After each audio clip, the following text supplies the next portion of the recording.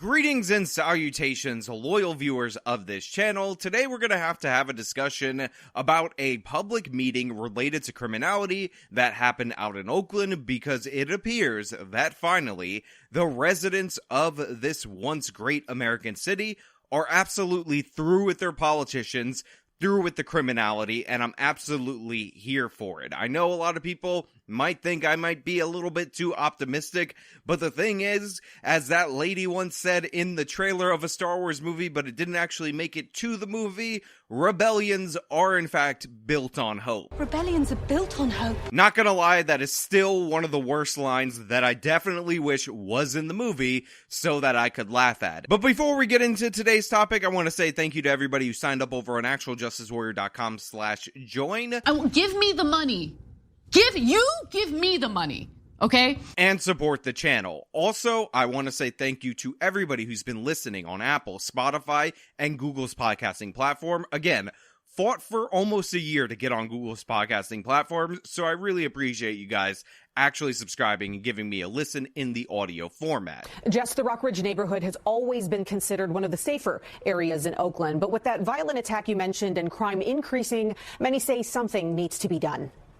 It's a violent crime that has neighbors on edge in North Oakland. A 63-year-old woman attacked outside Market Hall in the Rockridge neighborhood last Sunday. Police say the attackers were part of a group of 9 teens and preteens busted for dozens of robberies. Now, I know right now, at this very moment, somebody somewhere out there is definitely typing in the comments of this video, but they voted for it, therefore they deserve it, but they will still vote the same way. Something voted for it, and all of this. And I've said this before, and I'll say it again. Just because somebody voted for a politician that you disagree with, that ran on a platform that was quite deceptive, does not mean they deserve rampant criminality in their area or deserve to be victimized. I remember that a lot of my audience happened to vote for a man called Donald J. Trump. Donald J. Trump signed the First Step Act. He was very proud of it. Guess what that has in it? Incentives for going soft on youthful offenders for local and state governments, and all kinds of other issues that won't prevent you guys, if he were to be the nominee in 2024, from voting for him again. On top of that, Joseph R. Biden, of all people, was the champion of the crime bill back in the 90s. So, when Democratic voters get angry about crime, that is a good thing. That is something we should cheer on and support, because that could lead to positive change in the right direction, and hopefully stem the crime wave that is oncoming due to this left-wing criminal justice ideology. On top of that, ask a lefty why they voted for criminal justice reforms, and they will tell you that they thought there was racial bias in the system, or they were just concerned about drug crimes or similar, and in reality, they did not expect for violent repeat offenders to be let out of prison. They didn't think this was the legislation that they were going to get.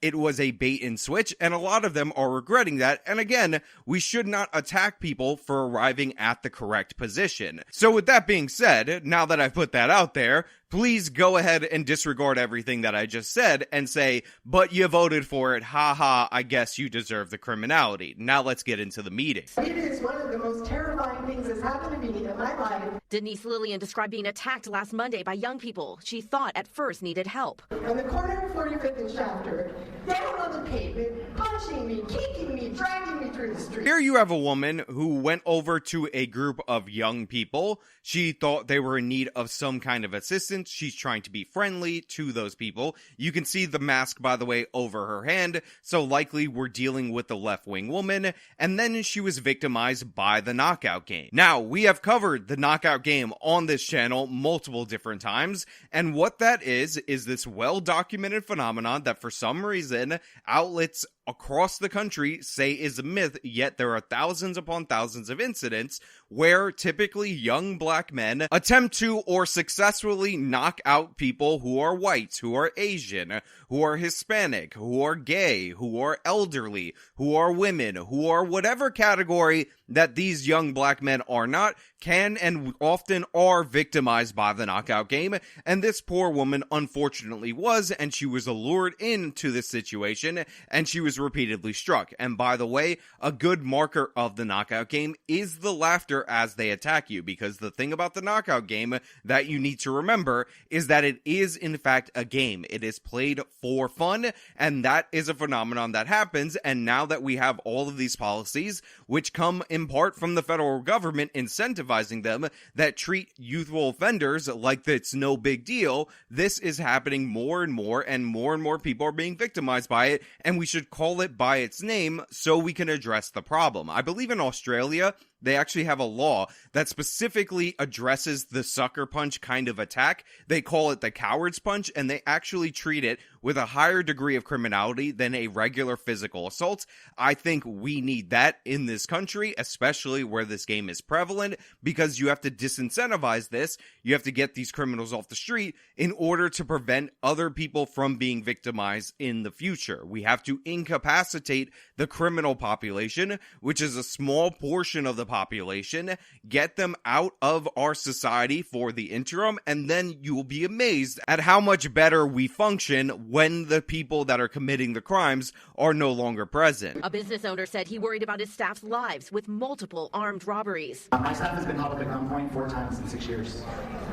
The last time that my staff got held at gunpoint, Oakland native, military veteran, black man from Oakland almost got shot and killed. So here we have a guy talking about how his place of business, he's a small business owner in this area. By the way, he's likely going to close up eventually and move out due to the criminality, thus driving the area into further poverty. But, you know, we'll wait on that in the future. But he tries to appeal to these woke representatives in a language that they understand by talking about how his employees are at risk because, you know, these are Oakland politicians. They hate the business owner. And he specifically references a black military veteran that works and nearly died in one of the most recent robberies that his store was victimized by. And this is done in a way to appeal to their woke bona fides, but in reality, in actuality, it's not going to work because a lot of these left-wing people are not about, you know, second chances or whatever. They're actually pro-criminal. Again, this is something that a lot of left-wing progressives are realizing more and more because they were in for the not arresting people for simple marijuana possession, not in for letting people who victimize people physically or repeatedly out over and over again. This would be the bait and switch. You wouldn't have this many angry people in a high school shouting at this representative, but for the fact that they feel like they were totally misled and their quality of life has significantly deteriorated. Now, I would hope this would be reflected in the ballot box. I would hope this politician would be out of there. And to be clear, California has done recall elections. They got rid of Chesa Boudin. I would recommend getting rid of Pamela Price, the district attorney for this area. We did a whole video on how she tried to give a sweetheart deal to a triple murderer who murdered a state's witness, murdered somebody for money, murdered somebody over a car, and she wanted to give him a sweetheart plea deal that only had him serving 7 to 15 years for that crime. A judge rejected it because it was so outrageous, and then she's going to use an administrative maneuver on behalf of the criminal to prevent the judge from hearing all future cases so she can give away the sweetheart plea deal. Again, a full video on that in the iCard and linked in the description of this. It is a crazy story and you need to hear it. And this father said he wants the city to draw a line and send a message of zero tolerance. We need to stop the violent, the killers. We're coming after y'all. Who wants to live like this? Police say they are going to work on getting more visible patrols through the neighborhoods. Again, this is Oakland right here. Oakland, California. Not exactly your right-wing stronghold in the state of California. In fact, you could call it a left-wing utopia because they always seem to vote for the left, and they've had enough, and they're calling for zero-tolerance policies. Right now, the residents in this auditorium are clapping and cheering for policies that were more right-wing than what the Trump administration put forward in terms of criminal justice reform.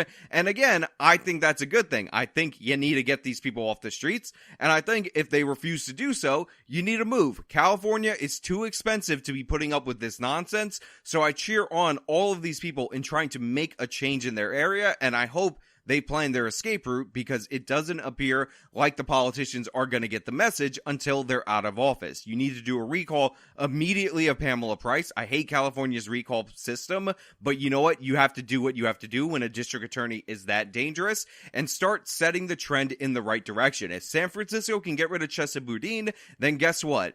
Oakland can get rid of their woke politicians and try to make positive moves in the right direction. If they're committing these violent crimes repeatedly, we can't just say, oh, please don't do this again. We have to catch them and create consequences. And we'll send another email letter to the district attorney talking about this very thing. Look, I know these are California liberals, but that was some weak stuff right there. That politician's response about how he's going to send an email, a strongly worded yet courteous email to Pamela Price, not good enough. Not what I'm looking for, not going to address the problems that are being faced in the city of Oakland. You have to push for the recall of this district attorney. The Oakland Department of Violence Prevention's interim chief and one school board member who was present said the city has had some success with their intervention teams, working directly with troubled youth at Oakland schools to steer them away from violence and crime. Also, contact the Attorney General's office. Contact Governor Gavin Newsom's office, because even though local district attorneys are typically elected positions, in fact, I would say they're always elected positions, you know what? That doesn't mean anything. In the local governments,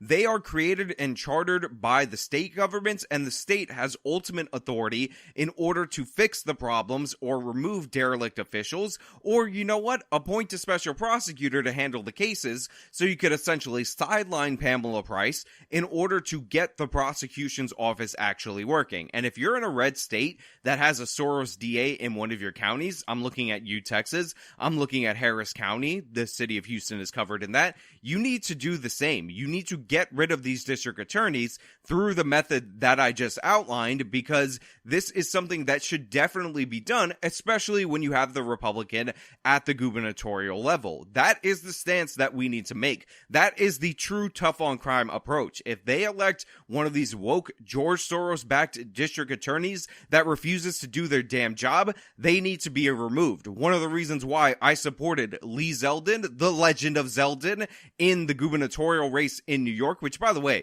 he only lost by 5 points to show you how serious people are getting on criminal justice, is because he said he would do this specifically with Alvin Bragg, who is one of these district attorneys. So you need to step up in your red states, stop wagging your finger at these blue states, and start calling your governor and asking why your so-called tough on crime governor is allowing these non-district attorneys to run wild in your major counties. The discussion quickly got heated. It's the policy that you have done for the city council that has made us an unmovable city. You know, I absolutely love old man Logan right there with them sideburns, pointing the finger in the right direction and saying something absolutely concise that cuts to the heart of the issue. It is the policy put forward by the city council. It is what the district attorney did. By the way, notice the absence of the district attorney in this area. It is the fact that they did the defunding of the police, they cut their budget, and while some people will say, you know what, they increased the spending on the police a couple of years later or months later or whatever,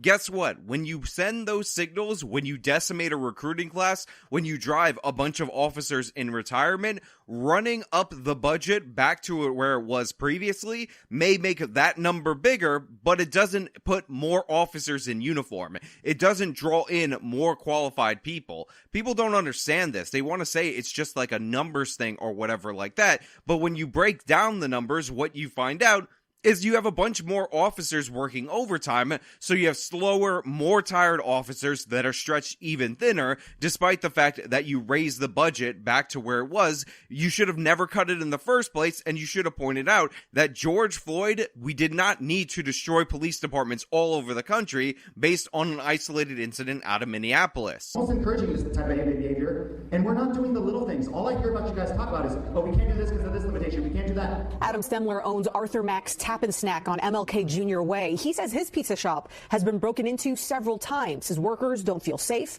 and his customers get their cars broken into. He spoke directly to City Council member Dan Kalb tonight. Dan, with all due respect, you ignore us. My business partner emails you all the time. It's not, hold on, dude. I'll let you speak. Now it's my turn to speak right now. You've said plenty today. Look, you can be one of those people who writes off major metropolitan areas and says go out to the farm and do the farm work and all that, and there'll be no problems at all whatsoever. But in reality, these policies permeate out throughout the entire country. You can't escape them, especially when they're federally incentivized by not just Democratic administrations, but Republican administrations that at the same time promise to be tough on crime. This is not the proper way, and instead of shaming these people, instead of saying that they deserve it, we should work to recruit them. You know who were the biggest champions of the crime bill besides Joe Biden in the 1990s? It was black Democrats that had enough with the crime in their area. We need a sea change of opinion in this country to get away from this idea that all criminals are Aladdin, that they're just victims and they need 800 million chances and it's all going to work out fine. And we need for this issue to first become a winning issue for the Republican Party, but then to become a bipartisan issue so we can get change. We should be working together on this. We should be reaching across the aisle on this. We shouldn't be snickering at people who are rejecting the policies that honestly were not sold to them honestly in the first place, and get them on our side, work with them, reach across the aisle, mock these absolute idiots who will use arguments like crime is not as bad as the 1990s, therefore it's no big deal, as if our standard in this country should be the worst period of criminality in the entire history of the country. It's absurd. It's ridiculous. If I said more Americans died during the Civil War than were murdered last year, that doesn't really do anything for the conversation, and we should name and shame the people who use that exact poor reasoning. We need to incapacitate these people. We need to remove them. Violent repeat offenders should be off the streets. If you're slightly under the age of 18, you are not a baby. It is okay to try you as an adult. Maybe we don't give you a full life sentence and we cut you some breaks because we've decided that 18 is a cutoff, but we definitely don't give you a slap on the wrist to go out and re-offend again. That is not the proper way. That's not how we should do it, and I'm happy to see residents in Oakland standing up to their reps. Now, with all that being said, I want to know what you guys think down in the comments below. If you like the video, show them by leaving a like. Subscribe for more content. Follow me on all my social media. Support me via the support links in the description of this video. This has been me talking about what's going down in Oakland. Till next time.